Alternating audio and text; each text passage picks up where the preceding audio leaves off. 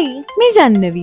मागच्या ब्लॉग मध्ये तुम्हाला कळलंच असेल की मी माझ्या टीमला घेऊन ब्रायडल वर्कसाठी चेन्नईला आली आणि मस्तपैकी चेन्नई एक्सप्लोर करते. पुढे मरुंधेश्वर मंदिरात थोडा वेळ घालवून आम्ही परत यायला निघालो. येता येता वाटेत आजच्या हेअरस्टाईल साठी लागणारी थोडी फुलं घेतली. यानंतर असंच इकडे तिकडे फिरता फिरता शहाळ्याचं पाणी दिसलं. मग शहाळ्याचं पाणी पिऊन छान रिफ्रेश होऊन आम्ही हॉटेलवर यायला निघालो.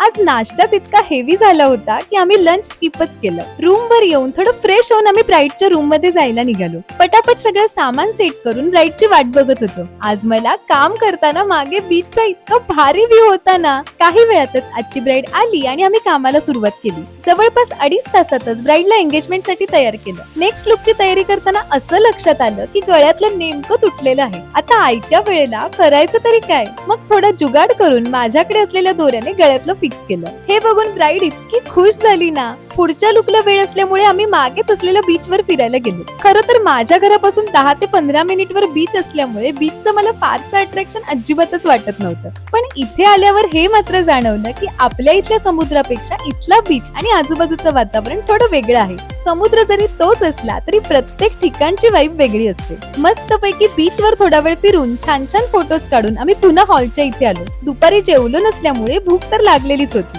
तिथे असलेला साऊथ इंडियन चाट सुंडल ट्राय केलं. सुंडल खाऊन झाल्यावर शेवपुरी आणि पावभाजी सुद्धा खाल्ली. इथल्या पावभाजीत पावभाजी मसाल्याऐवजी सांबार मसाला घातला होता बरं. पुढे काही वेळातच ब्राईड सेकंड चेंज साठी आली. इकडे आदल्या दिवशीच रिसेप्शन होतं कारण लग्नाच्या दिवशी खूप विधी असतात. मग तिला रिसेप्शन साठी तयार केलं आणि मग दोघांची छान एंट्री झाली. यानंतर आम्ही डिनर करायला आलो. इथे खूप ऑप्शन्स होते. त्यातून आम्हाला हवं असलेलं काय काय घेतलं आणि जेवल्यावर आईस्क्रीम खायला आलो. हे मँगो आईस्क्रीम भारी होतं हा.